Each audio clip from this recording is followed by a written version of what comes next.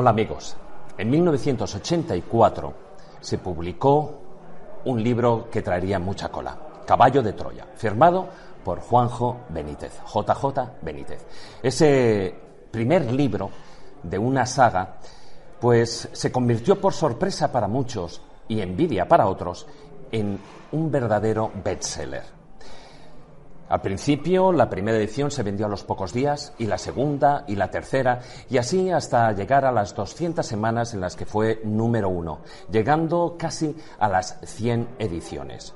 Caballo de Troya, bueno, muchos vosotros ya lo sabréis, yo creo que no merece presentación lo que es la saga. Es un viaje que realiza, un viaje en el tiempo de dos astronautas en un proyecto secreto norteamericano, viajando en el tiempo hasta la época de Jesús de Nazaret, para seguirle y conocer cómo era su vida. A partir de ahí, bueno, pues surgen los 9 caballos de Troya y un día, el día del relámpago, que viene a explicar algunos flecos que quedaron en el aire. Y hoy aparece en el mercado, aparece en las librerías, el diario de Eliseo. Bueno, Juanjo, hola, ¿qué tal? Muchas gracias por darnos parte de tu tiempo. Encantado. Y felicidades dobles. Primero, pues por este libro, y luego por este alumbramiento, y luego porque, si no me equivoco, ya en el primer día que aparece en el mercado, ya aparece la segunda edición. Creo que sí, no estoy muy bien informado de ese tema. En fin, supongo, por lo que yo he oído, sí, ya habían hecho la segunda edición. La segunda edición. Bueno, ¿qué nos podemos encontrar en el diario de Eliseo? El diario de Eliseo es el final de la vida pública de Jesús de Nazaret. En los anteriores caballos, hasta el 9, Jasón, el mayor, lo que hace es contar los 2 primeros años de la vida de predicación, de la vida pública del maestro. Pero tiene un inconveniente, hay un problema, cae muy enfermo y desaparece de la historia, ¿no? Recupera, digamos, el asunto Eliseo, el segundo piloto, que vuelve al momento en el que se había interrumpido la vida pública y cuenta 2 años, si no recuerdo mal, y 3 meses de esa vida de predicación del maestro. Y entonces el libro acaba en marzo del año 30, que es cuando empieza el Caballo de Troya 1. Yo antes lo decía, son 9 caballos de Troya, luego en el 2013 aparece el Día del Relámpago. ¿De dónde aparece tanta información? La información me la proporcionan ellos, es decir... Porque tú en principio hablaste de unos 500 documentos que en principio se dan en la década de los 80, ¿no? Sí, primero hay una serie de entregas de documentos que dan lugar a los primeros caballos, hay unas condiciones, hay que esperar un tiempo entre uno y otro, en fin, una serie de exigencias que tiene por un lado el mayor y por otro la propia editorial, que obviamente no se podía publicar toda la información en un solo volumen porque era impracticable, ¿no? Después hay otra entrega que da lugar al resto de los caballos y ya, digamos, el diario de Eliseo es una entrega que queda pendiente, queda en el aire en el Día del Relámpago. Es decir, cuando se entrevistan, en fin, no quiero romper un poco la magia de la historia, ¿no? Cuando se entrevistan el mayor y Eliseo, al final de toda esta historia, Eliseo le entrega algo al mayor. Ese algo que yo nunca llegué a ver ni a recibir, me lo proporciona a mí Eliseo en el primer viaje y otra cosa más en un segundo viaje. Bueno, me gustaría, luego profundizaremos un poquitín más en el diario de Eliseo, pero me gustaría que hiciéramos así como un breve resumen para recordar algunas cosas para nuestros espectadores. Cuando la nave, ¿no?, hace ese viaje al pasado, ¿hace un solo viaje o hace varios consecutivos? Bueno, hay varios saltos en el tiempo, pero digamos a volver a su tiempo real, a la década de los 70, creo recordar que en 1973, hay dos regresos, entre comillas. Dentro de uno de esos saltos, ellos hacen varios saltos. En los caballos está precisado muy bien, hacen un salto a un año, luego a otro, en fin, hay varios. Un poco complicado hasta que el lector lo va leyendo, que sí, está clarísimo, está clarísimo.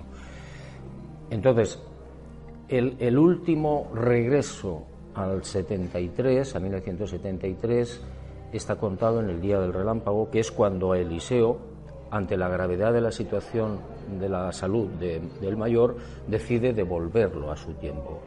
Lo devuelve en el año 73 a su tiempo, a 1973, y él lo que hace es, y aquí estoy un poco destripando el libro, el diario de Eliseo, lo que hace es regresar, vuelve a la época de Jesús.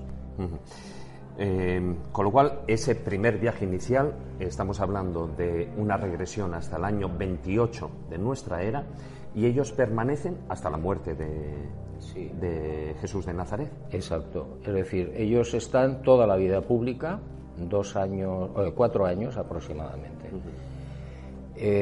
Bueno, lo cuentan, digamos, un poco a medias, ¿no? Es decir, el mayor lo cuenta la primera parte hasta que ya no puede porque está enfermo, lo regresan y lo continúa, el diario Eliseo lo continúa el segundo piloto, Eliseo, de una manera muy minuciosa, creo yo. Es un libro diferente, es muy duro, no tiene nada que ver el mayor con Eliseo. Claro. Hombre, el testimonio de Jasón, del mayor, es, de hecho, su narración de lo sucedido es el que consigue robar el corazón y la atención de los millones de lectores.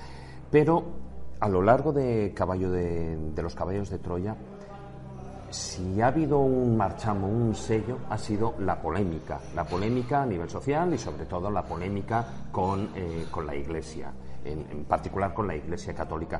Tú siempre has dicho que la información que aparece en los evangelios canónicos, bueno, pues está tergiversada. Tú te basas, para decir eso, en los diarios de Jasón. Claro. Yo he estudiado los evangelios canónicos no sé cuántas veces, muchísimas, precisamente para comparar una información con la otra. Entonces me he dado cuenta de que, en base a la información que me proporcionan estos señores, los evangelios canónicos están manipulados desde todos los puntos de vista. Es decir, fechas, personajes, paisajes, contenidos, pensamientos, filosofía, frases, etcétera, etcétera. No hay por dónde, desde mi punto de vista, no hay por dónde cogerlos. Es decir, es todo absolutamente, no falso, pero mutilado, tergiversado, silenciado. Y esa, digamos, esa tergiversación, tú la ves como mano de la Iglesia. De los seres humanos, sí. Es decir, desde el primer momento, cuando empiezan a aparecer las copias en arameo primero, luego en griego, de lo que se entiende hoy como evangelios canónicos, desde ese momento, que bueno, habían pasado entre 40 y 70 años, que también es muy grave, muy importante, porque, a ver, ¿quién recuerda las frases o lo sucedido 40 años después de que ocurriera? Es muy complicado, muy difícil. No, imposible, salvo que lo escribieran en su momento. Claro, es muy complicado. Entonces, ¿qué pasa? Que cuando la Iglesia empieza a crecer, la Iglesia primitiva, hay cosas que no les interesa, porque no venden, porque va contra sus principios. Es decir, hay un cúmulo de intereses que hace que lo que se escribe finalmente y se adopta como evangelio canónico por la Iglesia, ya en el siglo IV, está manipulado, de acuerdo a los intereses de quien sea. De hecho, tú planteas que tras la muerte de Jesús de Nazaret, bueno, pues los creadores de la Iglesia, que no consideras, bueno, que Jesús no fue el creador, sino evidentemente estamos hablando de la Iglesia de Pablo y Pedro, pues que ellos fueron los primeros que tergiversaron, porque el mensaje que estaba dando de igualdad Jesús no les venía bien. No vendía. Eso se lo plantea Pedro y sus compañeros, los discípulos, nada más morir Jesús. Es decir, bueno, ¿qué hacemos? ¿Qué hacemos? Ha habido una resurrección, estaban deslumbrados y no olvidan, apartan el mensaje inicial primogénito y el más importante de Jesús, que lo conocían muy bien, que era la igualdad de todos los seres humanos y además la inmortalidad y además ser todos hijos de un Dios que daba una gran fe y una gran esperanza, ¿no? Pero eso no vendía. ¿Por qué? Porque los judíos, donde vivían ellos, la mujer no era igual que el hombre, ni el esclavo era igual que el libre, ni el rico era igual que el pobre. No lo aceptaban y no lo aceptaba la ley mosaica. Consecuencia, tenemos que hablar de la resurrección, que sí deslumbra, y tenemos que hablar de la figura de Jesús. Y a partir de ahí crece una estructura, una iglesia primitiva, que no tiene nada que ver con Jesús de Nazaret y que no tiene nada que ver con su mensaje. Y aquí hay una pregunta que me surge, bueno, yo creo que un poquitín polémica, y es, si Jesús de Nazaret se encarna, para realizar un trabajo, y sus mensajes, una vez que él desaparece, van a ser tergiversados, entonces Jesús fracasa. Aparentemente sí. Esa es una pregunta que nos hemos hecho todos, es decir, bueno, ¿y por qué tanto sufrimiento? ¿Y por qué la llegada de este señor? Etcétera, etcétera, ¿no? Pero yo no estoy seguro porque, claro, yo no entiendo los planes de la divinidad, no los comprendo, lógicamente, ¿no? Pero tiene que haber un fin.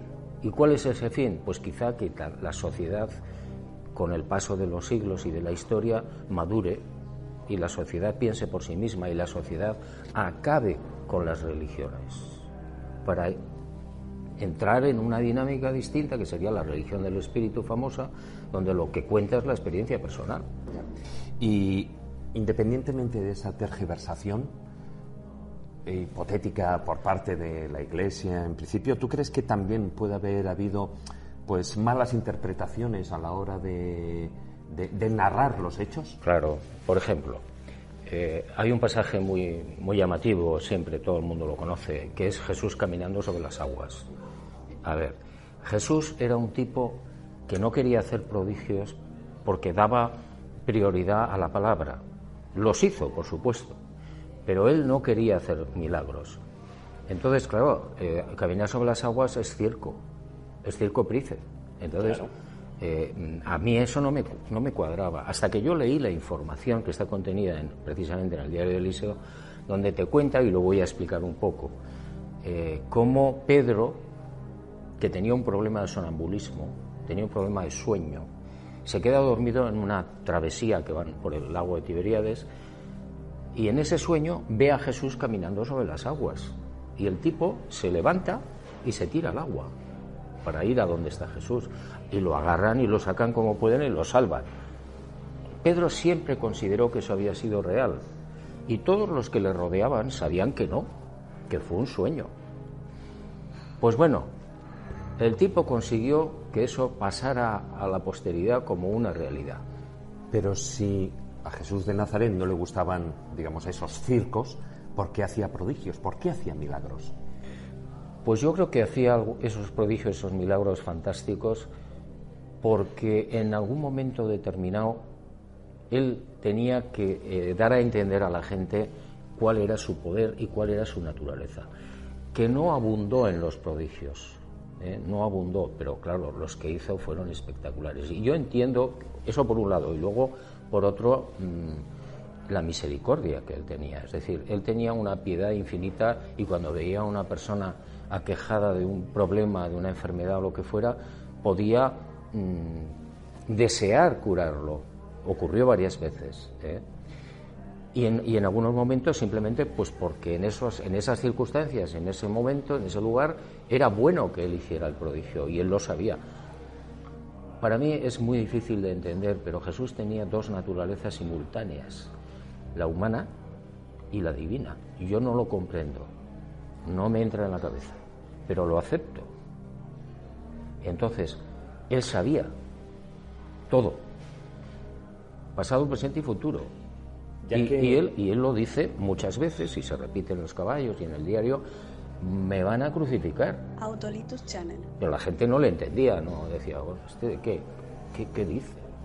Ya que dices, me lo has dejado a huevo, como se suele decir, eso de conocía pasado, presente y futuro, porque precisamente en los caballos de Troya, cuando estos dos astronautas, ¿no? Pues llegan al pasado, comparten viaje, comparten experiencias allí con la gente, con los discípulos también y con el propio Jesús de Nazaret, y Jesús debía de saber, si no por la parte humana, si por esa parte divina, debía de saber de la existencia de ellos dos. Por supuesto, y lo dice. Y no solamente lo dice, sino que sin palabras también lo dice. Constantemente, no constantemente, pero con mucha frecuencia. Hay un momento en el que en uno de los caballos, el primero, el mayor llega a Betania, al pueblecito que estaba al lado de Jerusalén, entra en la casa de Lázaro y aparece Jesús de Nazaret por primera vez. Y el otro Jesús de Nazaret se dirige al mayor sin conocerlo y le dice bienvenido. Eso se repite en los caballos y se repite también en el diario de Eliseo con otros gestos, que me hace pensar que por supuesto que lo sabía, pero es que además es que es lógico, es decir, si Jesús era un Dios, y yo lo creo, porque si no, no podía hacer lo que hizo, tenía que saber todo. Vamos a ver, 4 meses antes, o 5 o 6, no me acuerdo, de su crucifixión, ¿por qué dice y repite varias veces, me van a matar? Me van a colgar de un árbol, pero voy a resucitar. ¿Por qué? Porque lo sabía. Bueno, ahí entraríamos también en las líneas temporales que luego me gustaría, me refiero, nosotros vemos el tiempo lineal. Posiblemente, si estamos hablando de divinidades, pues su medida del tiempo no sea lineal. Pero eso es algo que me gustaría tocar después, pues es algo más controvertido.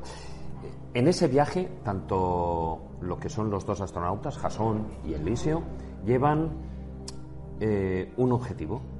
En esa misión secreta, en ese caballo de Troya, llevan un objetivo. ¿Es el mismo? No. Aparentemente sí. Es decir, por lo menos en los primeros caballos el lector no sabe distinguir. Ya tienes que entrar, no me acuerdo si es el 6 o el 7 o el 8 caballo, donde ya se observa que hay una intencionalidad por parte del mayor que está muy clara, que es el seguimiento de Jesús de Nazaret, lo que hizo, lo que dijo, etcétera, etcétera. Y por otro lado, los objetivos de Eliseo, que son más oscuros. Y ya no recuerdo en cuál, pero creo que es en el 8, ya se descubre abiertamente qué es lo que pretendía Eliseo, ¿no? Que es lo que sigue siendo el objetivo en el diario de Eliseo. Hasta que pasa algo. Ese algo es en este libro, en el diario de Eliseo, porque bueno, si sabes la idea, y en anteriores, como tú dices, dentro de esos dos conceptos, Eliseo tiene una misión secreta, no sé si, bueno, no es desvelarla, ¿no? Decir, no, pues no, que es obtener material biológico de Jesús de Nazaret cara a una posible clonación, ¿no? Exacto, y ya eso se dice en el caballo 8, creo recordar, se repite. Y bueno, pues aquí desde el primer momento, desde el principio del libro, se aclara perfectamente cuál es su objetivo, que no es el seguimiento de Jesús porque sí, no, también, pero sobre todo y fundamentalmente conseguir sangre de Jesús de Nazaret, muestras biológicas de él y de la familia, para unos objetivos muy oscuros de tipo militar.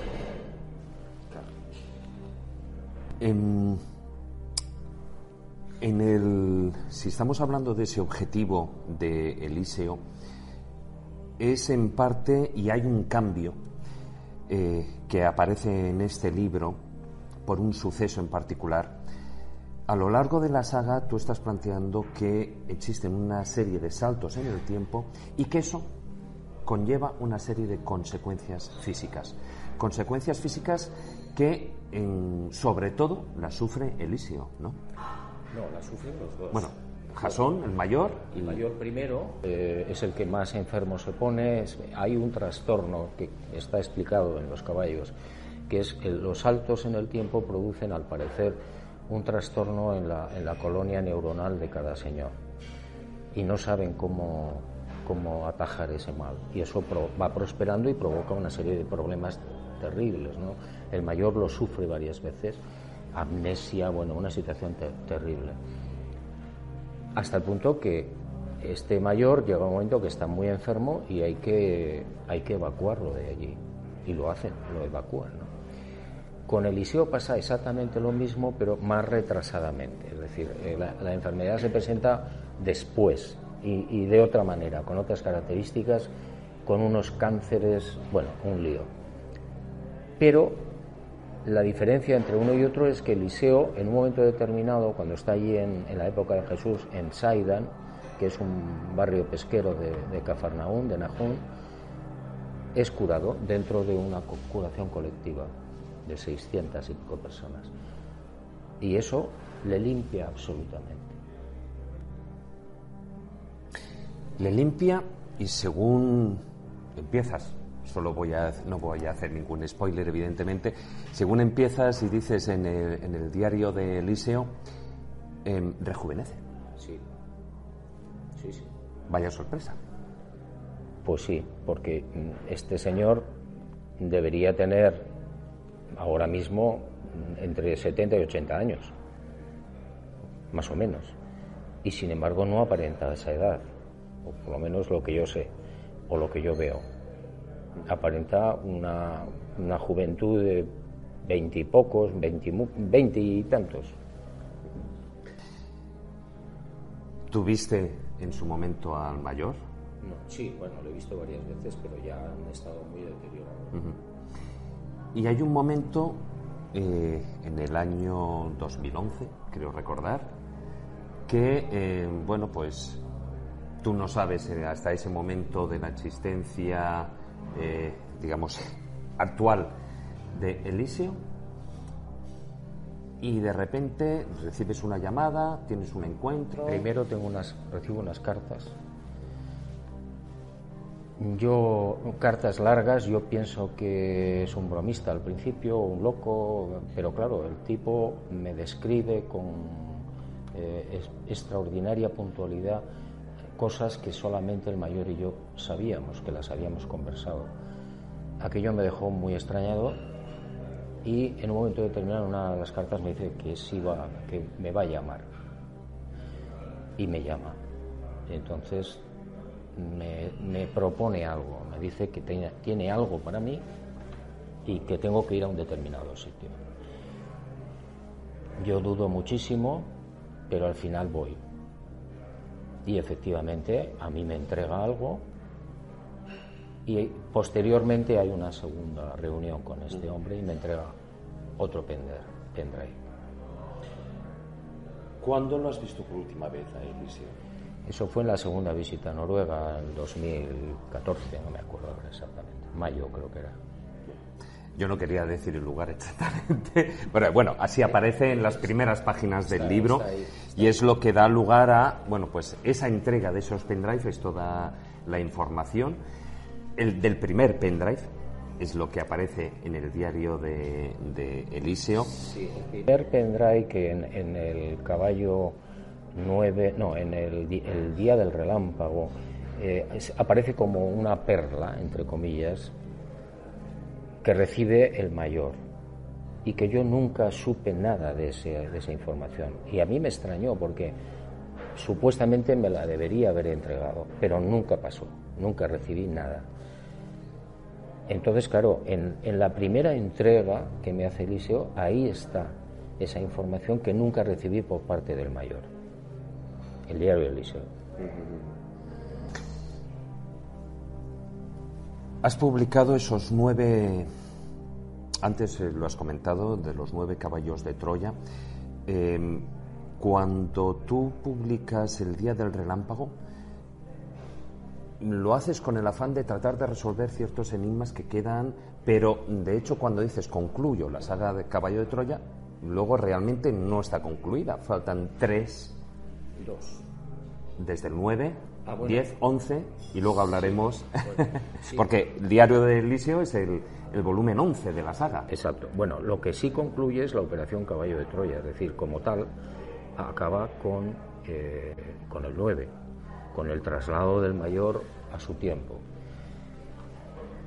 La información que yo recibo después me parece complementaria totalmente de la primera parte de los caballos, y por eso digo, entiendo que hay que sacarla. Cuando antes has dicho que te limitaste a cumplir un poquitín las órdenes que se te habían dado en cuanto a material, en cuanto incluso a la cadencia de la periodicidad de publicación. Sí. Todo eso, ¿quién te lo...? El mayor. Bueno, en este caso, Eliseo me puso una condición que yo no he sabido descifrar. Me dijo, es muy importante que el libro no salga antes de 2019. Y pregunté por qué, entonces me dijo, es un aniversario. He repasado todos los libros y no he encontrado a qué aniversario se refiere. No lo he encontrado. No tengo ni idea. Pero en los otros caballos, en los otros casos, sí hubo unas condiciones que impuso el mayor. Cada no sé cuántos años, etcétera, etcétera. Que además es como... Porque lo puedo entender que lo haga la editorial. La editorial, por supuesto, es lógico. Es lógico. No había manera de publicar toda la información en un solo volumen. De hecho... Y además contraproducente. Sí, de hecho, en el Caballo 9 hubo que sacar, no recuerdo bien si eran 400 páginas, que no se publicaron y que yo espero que algún día se publique, con un título que lleva esa parte y se llama Belén. O sea, el 12 más 1. El 12 más 1, 13. El 13 en cábala significa amor eterno, que también es muy simbólico, ¿no? Es decir, ¿por qué serían 13 volúmenes? Bueno, y ahí supongo que se acabó ya. Se acabó, sí. Bueno, como tú ya planteas, además has dado un pequeño esbozo, no vamos a destripar todo lo que es la información del Diario de Eliseo, pero sí que has comentado que te encontraste 2 veces con él y que él te dio 2 pendrive. El primero, que es este producto, y el segundo... Y una cosa más. Sí, pero yo no me atrevo a decirlo. No, yo sí lo voy a decir. ¿Una joya? Sí, en cierto modo sí. Bueno, no, en cierto modo sí, una joya. Está ahí. Y no importa que lo digamos porque el lector tiene que ir poco a poco para descubrirlo, ¿no? En la segunda reunión que yo tengo, que es muy curiosa porque todas las indicaciones fue: métase usted en este tren, hora tal, muy importante, de salida, de Flam. Y, en Noruega. Sí, y yo le pregunté, bueno, ¿y qué hago? O sea, no se preocupe, que yo le buscaré.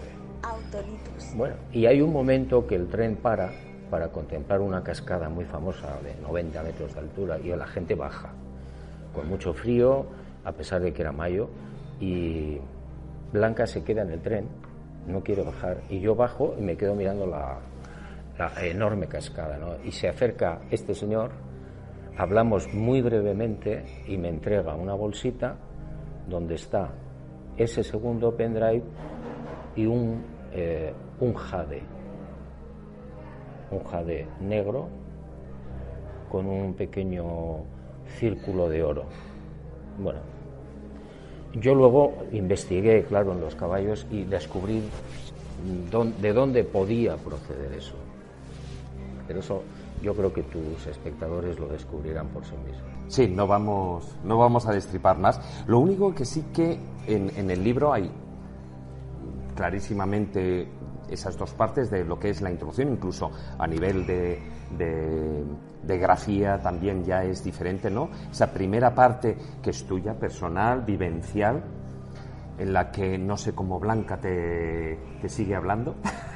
Sí, sobre todo en el segundo día, porque no había excusa. Pero bueno, eso ya que los lectores hurguen porque merece la pena, pero luego hay esa primera parte y tú luego lo planteas como que lo que reproduces a partir de ahora dice, me limitaré a reproducir lo que me fue dado y de forma literal. No he cambiado ni añadido nada sustancial. Con lo cual, debemos de entender que todo esto es lo que te entrega Eliseo en el pendrive. Exacto. Literalmente. Yo, cuando recibo la información, la pongo en manos, creo recordar que eran 4 traductores por separado para que hicieran la traducción, claro. Y en base a esas 4 traducciones, lo que hago es transcribir la información. Pero lo que hay ahí es lo que yo recibo. No he puesto nada. Nada. Yo sé que el lector sabrá juzgar. El lector, otros pueden decir, hombre, pues eso no es escribir un libro. No. Si ya te lo dan hecho. Sí, yo lo he dicho siempre. Es decir, si yo no tengo ningún mérito en esto. Es decir, a mí me dan un paquete y me dicen, llévelo usted de esa puerta a aquella puerta. Y yo soy el de seguro. El mensajero. Sí, y no hay más mérito. Bueno, luego tener que dar la cara. Sí, bueno, claro, porque siempre se mata al mensajero, ¿no?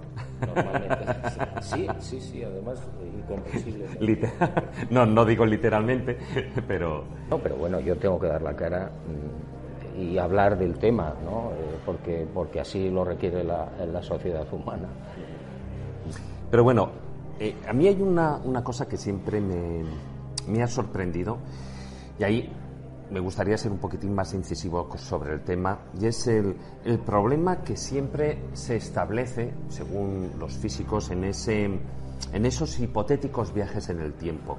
Es decir, el problema es que se abre, en el momento que se viaja al pasado, supuestamente se tiene que abrir otra nueva línea temporal. Es decir, de viajar a la época de Jesús de Nazaret, primero tuvo que tener lugar lo que es la vida de Jesús de Nazaret sin estar los 2 astronautas, para que casi 2 siglos después pues ellos pudieran viajar en el tiempo y estar allí.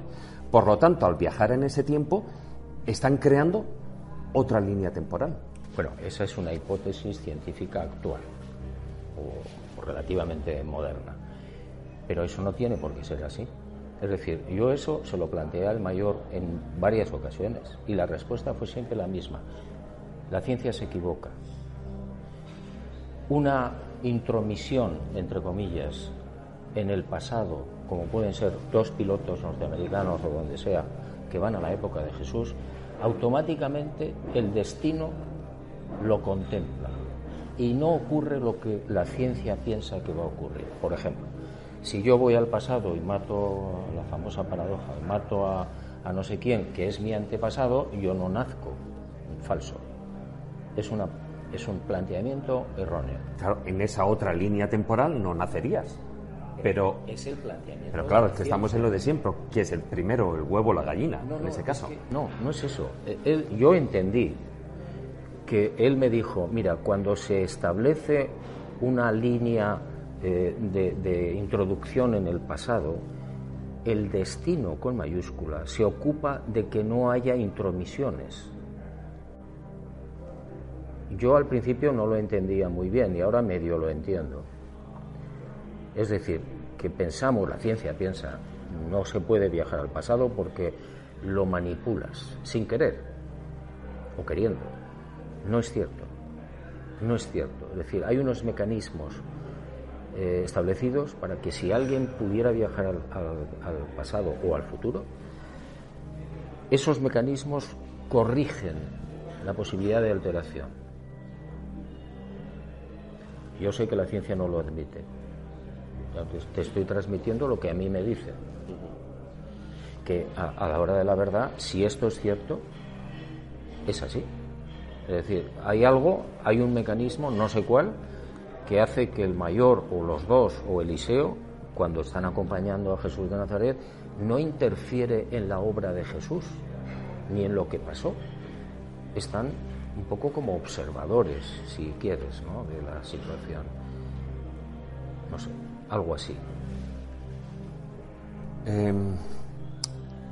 Antes estamos hablando de esos 2 pendrives. Este es el resultado, el primero, y luego está un nombre que aparece, que es Rayo Negro, Antes has dicho Belén, que está ahí en el aire, En el limbo. en el limbo. Y ese otro libro, que es Rayo Negro, ese sería el segundo pendrive y... porque con este termina lo que es la vida pública de Jesús. Sí, en marzo del año 30 acaba este libro, que es donde arranca el caballo 1, y se cierra un poco el círculo. No me acuerdo si era el 30 de marzo del año 30, Eliseo se retira y se va, desaparece, que es cuando aparece en el caballo 1 el mayor, en esas fechas. Ya. ¿Ese libro ya está escrito? Está, sí, está ya. ¿Entregado a la editorial? No, porque no sé exactamente cuándo se podría publicar, no tengo ni idea. Creo que lo más importante es esto, a efectos míos personales. ¿No tienes ninguna, entre comillas, orden de Eliseo al respecto? No la hay. Así como con este sí que era antes, sí, con el otro. ¿no antes del 2019? No, con el segundo pendrive, con Rayo Negro, no tengo ninguna, de momento, no tengo nada, no he recibido nada, ni me han dicho nada, ni lo he vuelto a ver. Entonces, el instinto me dice, no sé, espera un poco, ¿no? Espera un poco. No sé cuánto. Tampoco me lo he planteado, ni la editorial me lo ha exigido. Dices que, bueno, yo eso te lo he escuchado en muchas ocasiones a lo largo de estos años y de las entrevistas y las veces que hemos hablado, que esta va a ser tu última aparición pública en cuanto a presentaciones de libros.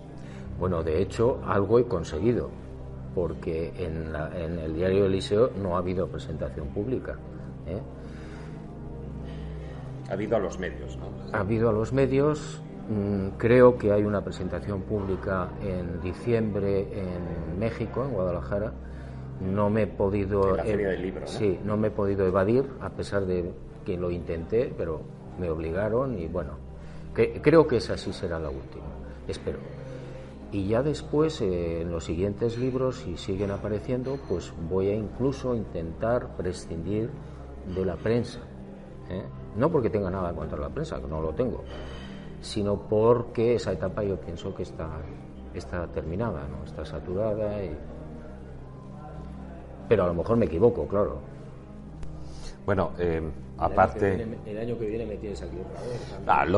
Lo que pasa es que, a ver, si ya de por sí eres polémico con la Iglesia Católica, ahora además últimamente te empeñas en ser polémico también con el mundo musulmán. Según algunas declaraciones, o son tergiversaciones de algunos periodistas. Algunos periodistas han utilizado algo que ha salido de pasada en una conversación para ponerlo en titular y además modificando, porque yo de Mahoma he dicho exactamente, fue un contactado. Yo llevo 47 años en la investigación del fenómeno OVNI sin parar y algo, no mucho, algo sé. Y uno de los capítulos más difíciles es el de los contactados, como tú sabes muy bien. Entonces, por lo que yo sé de Mahoma, alguien lo contactó, como ha habido contactados a lo largo de la historia muchísimos. Entonces, y le dictan algo. Por tanto, Mahoma es un contactado. Eso no es ni bueno ni malo. Esa es otra cuestión que hay que estudiar, si la vida de esa persona termina arruinada o no, y qué le cuentan y por qué le cuentan. Todo eso es distinto. Pero sí es un contactado, como han sido otros muchísimos, empezando por Moisés, o los aztecas, en fin, muchísimos. Bueno, pues alguien se empeña en decir que no, que yo voy contra el Islam, ¿no? Alguien me pregunta, bueno, ¿y usted qué opina del Corán? Mire usted, yo he leído el Corán 3 veces, subrayándolo, y me parece, y lo he dicho y lo mantengo, me parece una locura. ¿Estaba bien para el siglo VII? Sí, porque liberaba, por ejemplo, del infanticidio de las mujeres a esa sociedad de Arabia, de lo que es Arabia Saudita ahora. Pero no para el siglo XXI. ¿Por qué la mujer tiene que ir tapada o cubierta? ¿Por qué? ¿No tiene los mismos derechos que el varón? Por supuesto que tiene los mismos derechos que el varón. Entonces, ¿qué me está usted contando? Para el siglo VII el Corán era importante, lo fue, lo era. Pero no me diga usted que es importante para el siglo XXI, por lo menos en esos aspectos. Bueno, es el problema de las religiones que no evolucionan, ¿no? Es como estar en el siglo XXI y que un hombre pueda dar misa, pero una mujer no. Exacto. Mira, entre otras cosas, ¿no? Lo dice el maestro varias veces, ¿no? Cuando habla de las religiones, dice: ahora estáis viviendo en una religión, en aquel momento, en la época de Jesús, estáis viviendo una religión fosilizada. Se refería a la religión judaica, a la religión de Moisés. Fosilizada, cristalizada, la religión del dogma, que todavía vivimos. Y esa religión no tiene futuro, no prospera. Y como esa, el Islam. ¿Piensas que el ser humano, el hombre, la mujer, necesita el dogma? Autolitus Channel. Lamentablemente hay muchas personas que se sujetan al dogma y se sujetan a la religión que sea por comodidad. Incluso como masa, ya no solo hablo como individuo, hablo como masa. Por comodidad. Es decir, a mí me resulta muy cómodo, puede decirte alguien, ir a la iglesia, me perdonan los pecados y punto, y sigo. Eso es muy cómodo.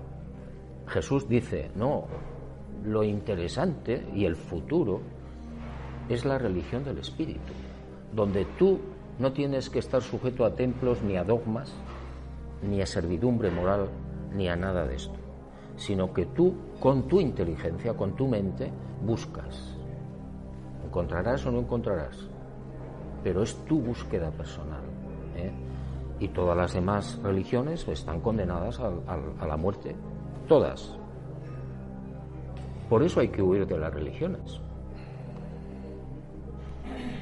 Hay que ser espiritual, no religioso, ¿no? Hay que ser, sobre todo, espiritual, mental, hay que ser uno mismo.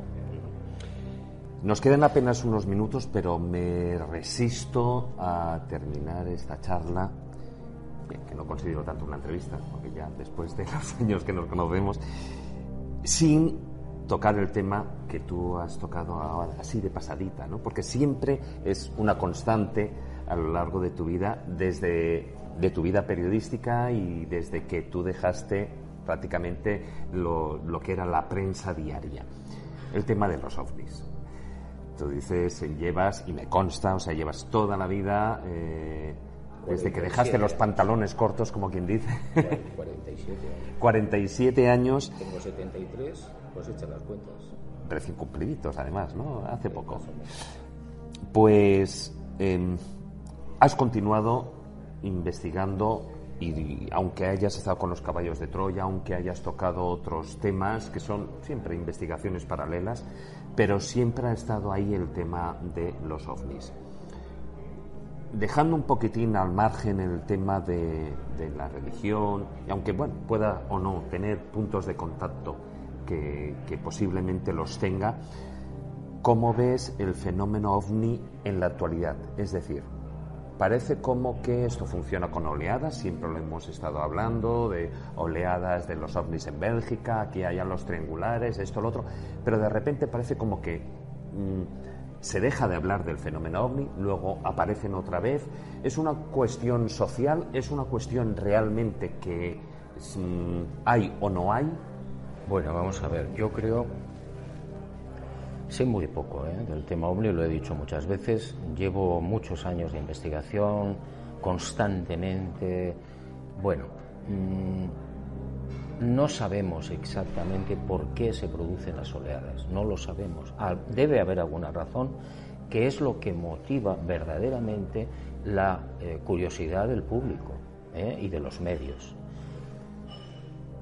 Y hay momentos, largos momentos de la historia, en los que los avistamientos son muy pocos o muchísimo menos. Sigue habiéndolos en muchos sitios, pero no son oleadas. No sabemos por qué, no sabemos la razón, pero yo te garantizo, por experiencia, que cuando se produzca una nueva oleada, que se producirá seguramente, los medios volverán otra vez a hacerse las mismas preguntas y la gente, lógicamente, dirá, bueno, pero ¿esto qué es?, ¿no? Y eso es cíclico hasta que ellos consideren que no, que ya se terminó. Que yo no creo que eso se vaya a producir en un futuro ni mediano ni largo, porque no estamos en condiciones. La sociedad humana no está preparada para eso. Están otras batallas y lo descabalgaría todo. La presencia física pública de estos seres, que son muchísimas civilizaciones, en mitad de la plaza de España, en no sé dónde, en Madrid o tal, o en Sebastopol, obligaría a hacer preguntas. Muchas veces se ha dicho que, de hecho, no es que pudieran estar entre nosotros, sino que históricamente han estado entre nosotros. Y están. Y están también. Y están, claro.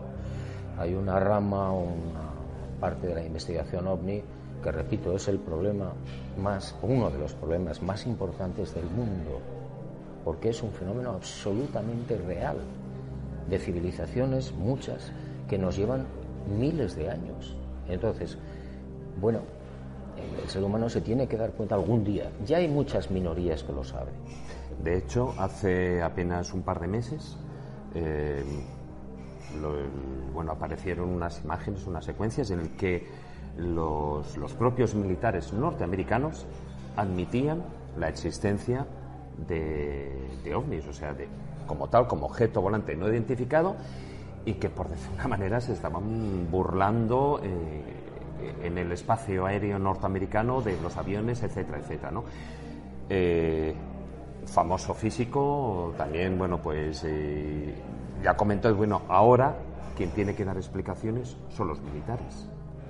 A ver, esas filtraciones que ocurren de vez en cuando, en este caso de la Navy norteamericana, etcétera, pues escapan, o alguien las provoca, o no sabemos, pero eso es la punta del chocolate del loro. Es decir, los militares están investigando desde siempre, desde el 47 por lo menos, o 46, y tienen una información espectacular,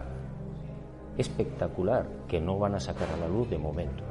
Pero a veces hay filtraciones y se escapa algo y te dicen, no, es que los pilotos han visto. Sí, pero eso o está provocado o ha sido un descuido.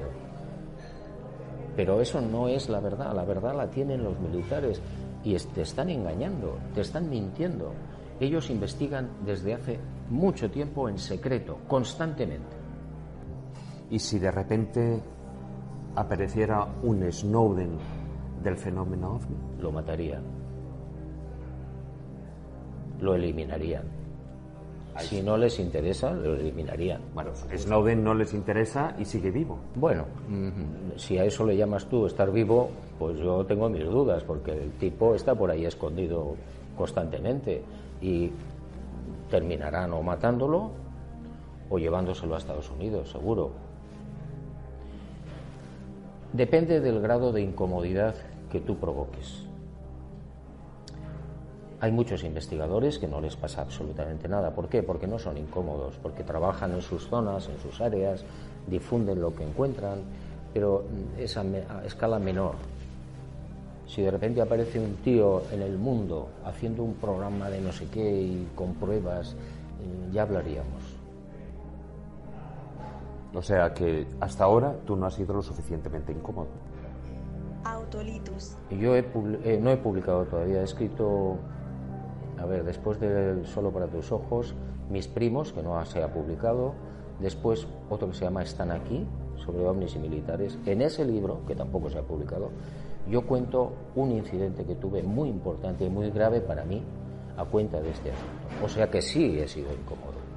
Y ese libro ya está escrito, a la espera. Sí, está ahí en la nevera. Está en la nevera para cuando la editorial quiera. Son 8 libros sobre el fenómeno OVNI.